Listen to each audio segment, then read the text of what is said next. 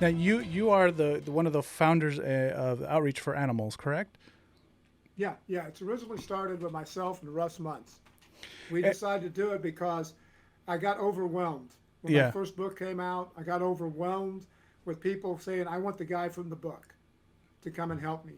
And we started saying, "Oh my God, it's bigger than the problem I thought it was. yeah, I got a tiger. I don't want to lose face, and he seems like a nice guy." Well, that's how it got started with the first book, and then from there, when the elephant in the living room happened, we had to have that nonprofit up to there just so people could donate money when we need to. We have no money in our coffers. There's no money in there. I do a birthday thing for a couple thousand, birthday wish, and then I do a Giving Tuesday, get a couple thousand. So we may have about 4 grand in it, and that's strictly just to get us where we need to go, sure, gas wise, and then pay for whatever we need to do. My company needs to do to stay afloat. right, As a company. Now, when it comes to when we have bears or we have tigers that need surgery, you'll see me put something on Outreach for Animals. We need money for a bear surgery. How much is it? It's going to be $1,000 a bear. Okay, okay, boom. And then we get volunteers, surgeons and doctors and veterinarians. We get a ton of them, and they come up and help out and different people. Funny part, we had one guy who was a top facial reconstructive surgeon from Michigan. mm-hmm, He saw the elephant in the living room, and him and his wife asked, "Is there something we can do?" And I said, "Oh, by the way, we got 8 tigers in the backyard in Ashland, Ohio, and they all need facial reconstructive because wow, Sam Mazzola was the guy that trained him. He was trained those animals with a softball bat when they were young, oh, fractured their faces, so all their jaws and stuff were oh, messed up. He came in and did surgery on every one of them in a weekend, and I remember taking them to the rescue sanctuaries across the country, and the first thing out of their mouth when they X-rayed them, he goes, the veterinarian goes, "Wow, who did the surgery on these guys?" Because I want them doing it on me. I said, "Well, it's one of the top guys in the world for humans." yeah, He came in and did it. So that's we do amazing. have, we're blessed with that, and we have a lot of really good. My organization started off with police officers, firefighters, paramedics, and animal control. Now it's pediatric physicians, emergency room doctors, veterinarians, and lawyers, and we've all got together to teach proper behavior. It's been working real well. That's So we amazing. we needed the nonprofit Yeah, because there's no. I've been taking it. I still take a lot of money out of my own pocket, sure, but in fact, my poor wife, she works as a nurse. The money I make doing disaster training yeah, actually goes to the animals. yeah, I just tell I can't I, I can't get donations so because I don't keep anything. sure, I don't have a tiger I'm holding, right? right. So I don't get the donations. So I end up taking money out of my own pocket, which is fine because I'm used to it now. But it's one of those things That makes where, two of us. yeah, thank God for the nonprofit though. When I need it, when the tiger needs surgery bad, and I could put it on there and say, please send a grand, send 500, whatever you can do, and get this tiger done. And then I put it on there exactly where all the money went. Right, right, We for us to eat, for gas, to get the equipment. That's the main thing: X-ray equipment, everything you need, surgical equipment, and medication. That's what costs the most. yeah, I bet. Travel, getting the people there, and then getting the animals moved. Right, That's the most. right, Thank God we have the veterinarians, because we'd have to ask for 20 or 30,000, for some of wow, these things. right. If we didn't have the vets, and the vets were jacking us on prices, but they don't. They don't. They love it. Right. Now you have from what I saw on your social media, you have a birthday coming up July 4th, and you are Yeah. doing a fundraiser, right, for your outreach Yep. for animals. Can you That's let our my audience know birthday. how they could donate to that and keep the cause going so that we can hear more about Tim's stories?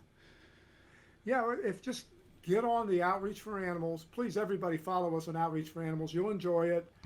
You'll learn a lot what's going on. We'll follow up on you and I working together. You'll follow up on the Yeah. new documentary, the conservation game. You'll follow up on everything that's going on. I can't put everything on there, but there's a lot of stuff on there. People Sure. say, "Well, wait a minute, didn't you just do some tigers and some lions over in Indiana?" Yes, I can't put those on location and stuff because if I do that, I promise the owner, and he's a person that deals with all the bad guys. I Right. said, here I am. He's doing work for me as a cop. That's called an informant. Yeah. So I can't put that stuff on because then nobody invite me in their backyard anymore. That's And understandable. that's when the Elephant in the Living Room came out. Everybody wanted a guy from the movie across the country in Canada. Right. So I would have to show up or call or do something to get these people turned on to turn the animals over and get the right sanctuary there. Now the people I got, the Big Cat Sanctuary Alliance. My God, they're fantastic, Yeah. fantastic group of sanctuaries around the country. Everybody's got the same game plan Yeah, now. they do. We're unified, just like we teach out of Texas. Unified command. We're ready to go at all times. And the one movement we did in Indiana, not the one I can't talk about, Sure. but the other one with a breeding pair of tigers, breeding pair of lions.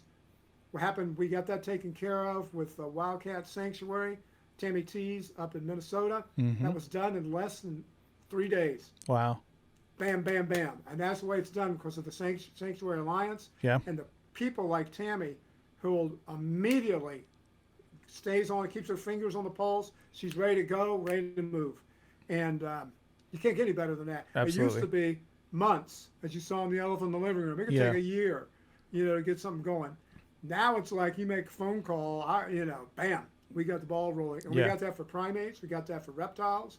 We've got that for bears. So it's really, it's almost to the point I told my wife, I said, all I got to do now is be the face, just show up and smile and tell everybody everything's going to be good. Sure. And then all these beautiful people come from everywhere. That's amazing. And it's amazing. It is amazing the difference 10 years can make.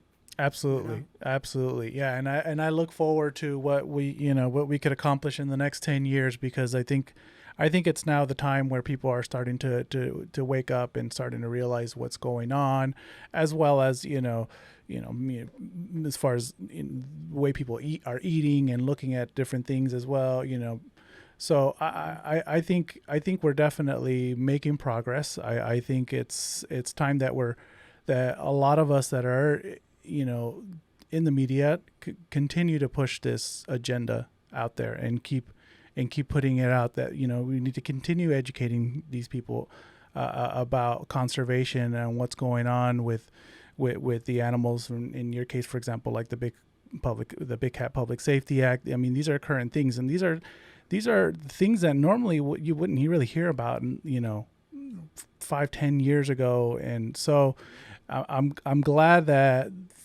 people are finally waking up and seeing that, it just takes one person. It really does. It just takes that one person to get the ball rolling. And if you're that one person that you have that passion, just like, Tim and myself, grab a camera, grab a microphone, put it out there. Just, keep educating the public. And that's really what it is. It's just, we need more of you out there. And that's one of the reasons why we kind of started Furthest from the Wild, was because we kept researching. There's not a lot of us out there. Like, as you mentioned, there was 3 or 4 groups here and there, but, and it's not that we can't be putting out so much stuff, because, as you mentioned, it costs a lot of money, it's a lot of fundraising. So there's only so much we can do at once. But I'm really glad that we were able to have this conversation, Tim.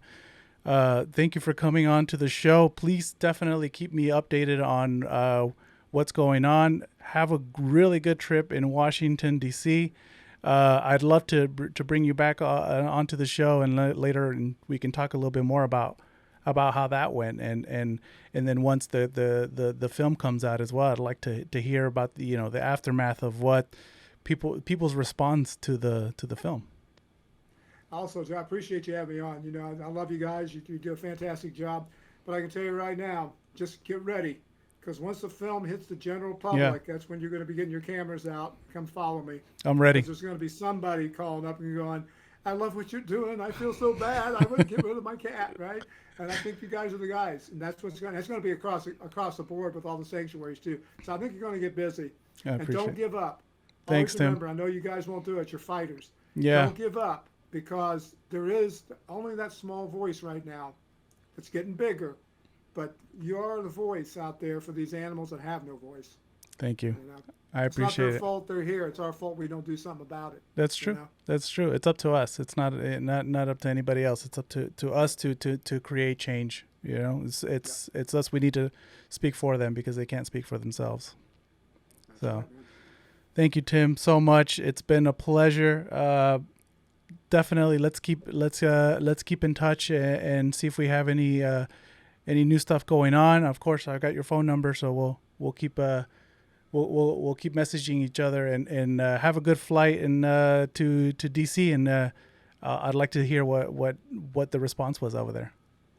I'll definitely. You'll definitely hear about it. Hopefully everything's going to be the way I feel now. I think everything's just rocking and rolling. Like you said, the times they are changing. I even say it in the film. They're breathing down their necks. Yeah, the they are. time is changing, and it is. And it's got a lot to do with all of us. Right. It has a lot to do with your documentary. It has a lot to do with everybody that it's touched. Because, you know, you sent a lot of people to these senators and these Congress people, too, by having your film. Sure. Everybody has a finger in it that's done something, their hands into this. And it's not one person. It's an entire group of us Right. all getting together to unify up to save these animals and get them to a point where they're back to being respected again, and not objects to be exploited. You know, Absolutely. Absolutely. Very well said. Thank you, Tim. All right, I appreciate it. You too. Have a good weekend. Be safe out there, and we'll talk soon. All right. Take care, man. See ya. Have a good one. Bye-bye.